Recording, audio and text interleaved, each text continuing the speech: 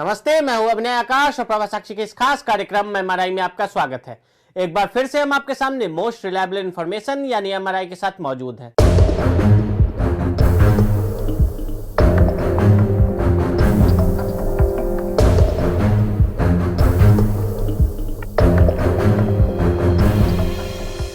आपने देखा होगा कि भारत में जब भी कोई बड़ा मुद्दा होता है, चाहे वो आपके हित में ही क्यों ना हो, लेकिन कुछ लोग ऐसे भी रहते हैं कि इधर मुद्दा उठा और उधर बिना वक्त गवाए उसके खिलाफ झंडा उठा लेते हैं।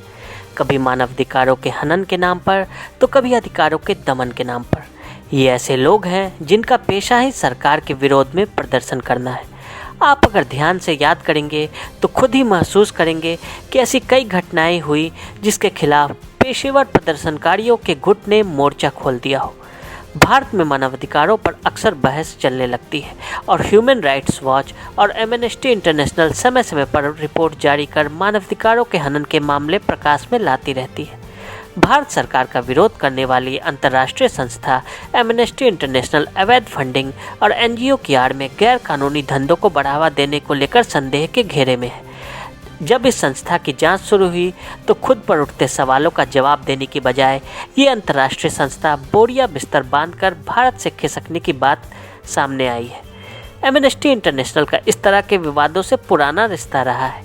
कभी टॉर्चर के खिलाफ काम करने के लिए नोबेल पीस प्राइज मिला तो कभी सरकारों ने इस पर केस भी किया।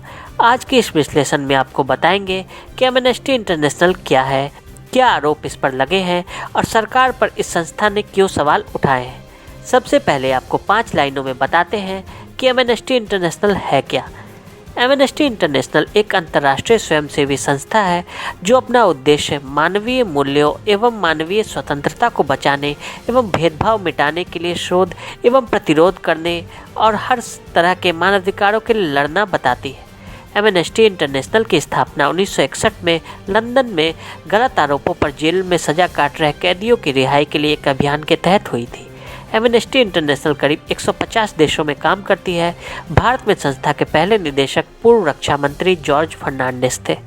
1974 में संयुक्त राष्ट्र ने इसके टॉर्चर के खिलाफ प्रस्ताव को मंजूर कर लिया।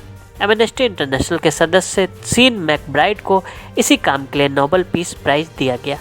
भारत में इससे पहले भी एमनेस्टी को कई बार अपने कामकाज को बंद करना पड़ा है। तो आपको बताते हैं कि एमनेस्टी इंटरनेशनल के आरोप क्या है। एमनेस्टी का कहना है कि 10 सितंबर को उसे पता चला कि उसके सारे बैंक खातों को सरकार ने फ्रीज कर दिया है। इस वजह से संस्था को अपने सभी कर्मचारियों की नौकरियां खत्म करनी पड़ी। इसके साथ ही सभी अभियान और शोध भी बंद करने पड़े हैं। भारत में एमनेस्टी के निदेशक अविनाश पांडे का कहना है कि सरकार संस्था के पीछे इसलिए पड़ी है क्योंकि वह लगातार सरकार के कामों में पारदर्शिता की मांग करती रही है। संस्था ने दिल्ली दंगों में दिल्ली पुलिस की जवाबदेही स्थापित करने की भी मांग की थी। सरकार पर उठाए थे सवाल।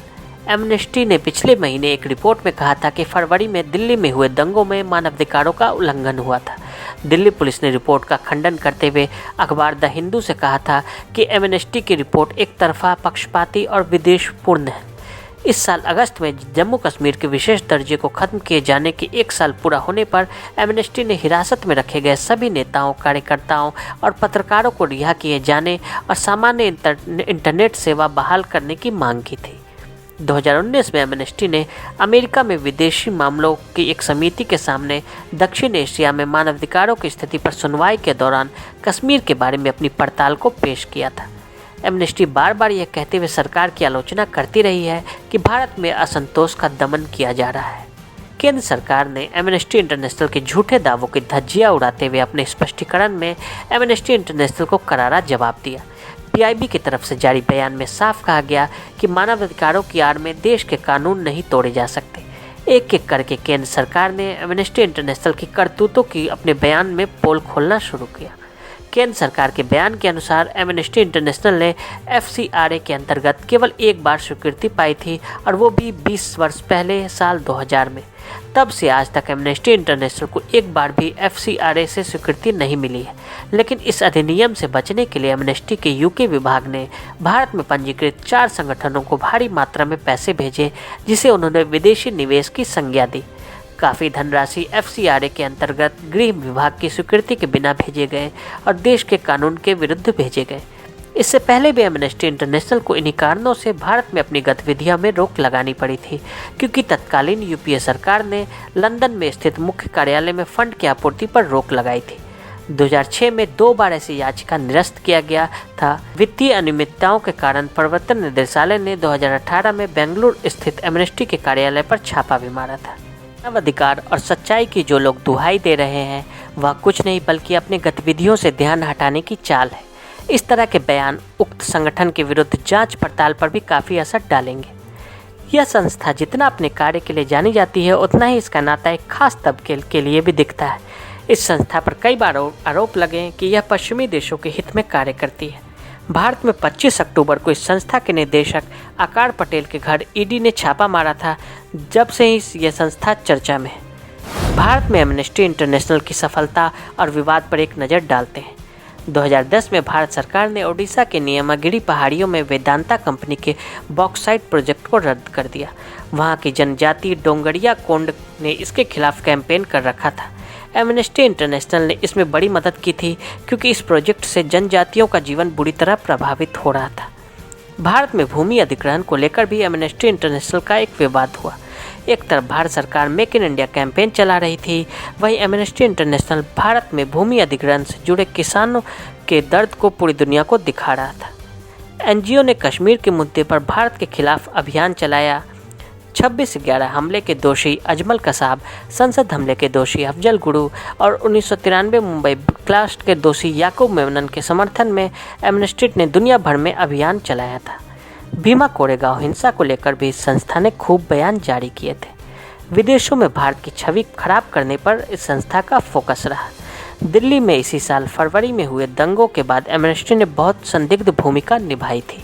साल 2016 के अगस्त में एमनेस्टी इंडिया के खिलाफ ये आरोप लगाते हुए देशद्रोह का मामला दर्ज किया गया था कि इसके एक कार्यक्रम में भारत विरोधी नारे लगे। 3 साल बाद एक अदालत ने इन आरोपों को खारिज कर दिया था। 2018 के अक्टूबर में एमनेस्टी के बेंगलुरु स्थित दफ्तर पर ईडी ने छापा मारा था। तब भी इसके खाते फ्रीज कर दिए गए थे, लेकिन एमनेस्टी ने कहा कि अदालत के हस्तक्षेप के बाद उसे खाते से लेन देन की मंजूरी मिल गई। फिर 2019 में संस्था के अनुसार उसके दर्जनों चंदा देने वालों को इनकम टैक्स विभाग की ओर से नोटिस भेजा गया। इसी साल उसके दफ्तरों पर फिर छापे पड़े, लेकिन इस बार ये छापे सीबीआई ने मारे थे। एमनेस्टी इंटरनेशनल को इससे पहले कांग्रेस की अगुवाई वाली गठबंधन सरकार के कार्यकाल में भी मुश्किल हुई थी। 2009 में भी उसने भारत में अपना काम स्थगित कर दिया था। तब संस्था का कहना था कि विदेशों से चंदा लेने के लिए उसका लाइसेंस बार बार रद्द किया जा रहा था। दुनिया के कई देश एनजीओ के इस खेल से परेशान। भारत ही नहीं, दुनिया के कई देश एनजीओ के इस खेल से परेशान हैं। रूस, इजराइल, हंगरी और इजिप्ट समेत 40 देशों ने इसके खिलाफ कड़े कानून भी बनाए। अमेरिका में भी किसी विदेशी संस्था के वहाँ की घरेलू राजनीति में दखलंदाजी पर कड़ी रोक है। अब भारत सरकार भी उसी नीति को लागू कर रही है। विदेशी फंडिंग रोकने की मोदी सरकार ने क्या कोशिश की है? हाल ही में राज्यसभा में फॉरेन कंट्रीब्यूशन रेगुलेशन अमेंडमेंट 2020 यानी FCRA बिल को पास किया गया है। नए बिल में अब गैर सरकारी संस्थाओं एनजीओ के प्रशासनिक कार्यों में 50% विदेशी फंड की जगह बस 20% फंड ही इस्तेमाल हो सकेगा, यानी अब इसमें 30% की कटौती कर दी गई है। अब एक एनजीओ मिलने वाले ग्रांट को अन्य एनजीओ से शेयर भी नहीं कर सकेगी। इसके साथ ही एनजीओ को मिलने वाले विदेशी fund state bank of India नई दिल्ली की ब्रांच में ही रिसीव किए जा सकेंगे। केंद्र सरकार का कहना है कि हमने इस बिल को इसलिए पेश किया है ताकि विदेशों से मिलने वाले फंड को रेगुलेट किया जा सके। यह फंड किसी भी सूरत में देश विरोधी गतिविधियों में इस्तेमाल ना हो सके। कुल मिलाकर कहें तो एमनेस्टी हो या कोई भी दूसरी विदेशी संस्था, सबसे बड़ा सवाल है कि उन्हें हमारे देश में मानवाधिकार और पर्यावरण जैसे मुद्दों पर प्रवचन देने का अधिकार आखिर किसने दिया है। यह एक तरह का वैचारिक उपनिवेशवाद है, क्योंकि ये विदेशी संस्थाएं कई बार हमारी सरकारों और उनकी नीतियों को प्रभावित करने लग जाती है। आज के लिए दे इजाजत, और ऐसी रिपोर्ट्स को देखने के लिए प्रभा साक्षी के साथ लगातार बने रहें। वीडियो को देखने के लिए फेसबुक और ट्विटर पर हमें फॉलो करें, यूट्यूब पर प्रभा साक्षी को सब्सक्राइब करें। नोटिफिकेशन के लिए नीचे दिए गए बेल आइकन को दबाएं।